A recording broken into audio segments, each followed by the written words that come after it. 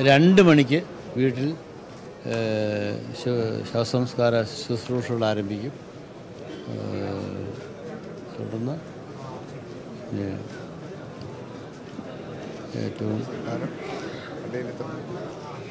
പള്ളി 2 മണിക്ക് വീട്ടിൽ ആരംഭിച്ച് സംസ്കാരം അന്ന് വൈകുന്നേരം അന്ന് അവിടെ തന്നെ അനുശോചന യോഗം ഉണ്ടാകും.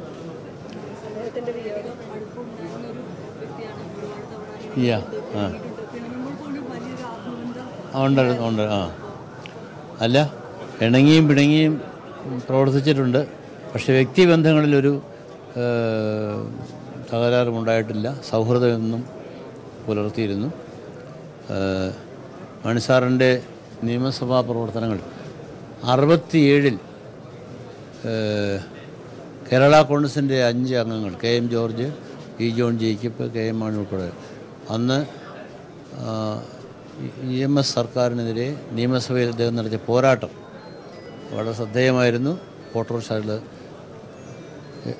അതിശക്തനായൊരു നിയമസഭാ സാമാജികനാണെന്ന് 67-70 കാലഘട്ടത്തിന് അദ്ദേഹം തെളിയിച്ചു.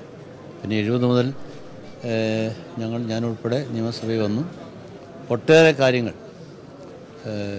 കേരള കോൺഗ്രസ് ഒറ്റയ്ക്ക് നിന്നുകൊണ്ട് കേരളത്തിലെ കർഷകർക്ക് വേണ്ട പോരാട്ടമാണ് പിന്നെ നടന്നത്. കേന്ദ്ര സംസ്ഥാന ബന്ധങ്ങളിൽ പൊളിച്ചെഴുത്ത് നടത്തണം.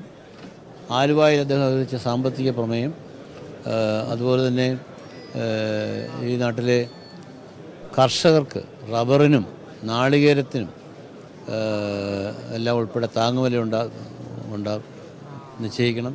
കർഷകർക്ക് വേണ്ടിയിട്ടുള്ള പോരാട്ടത്തിന് PJ ജോസഫാണിപ്പോൾ സംസാരിക്കുന്നത്.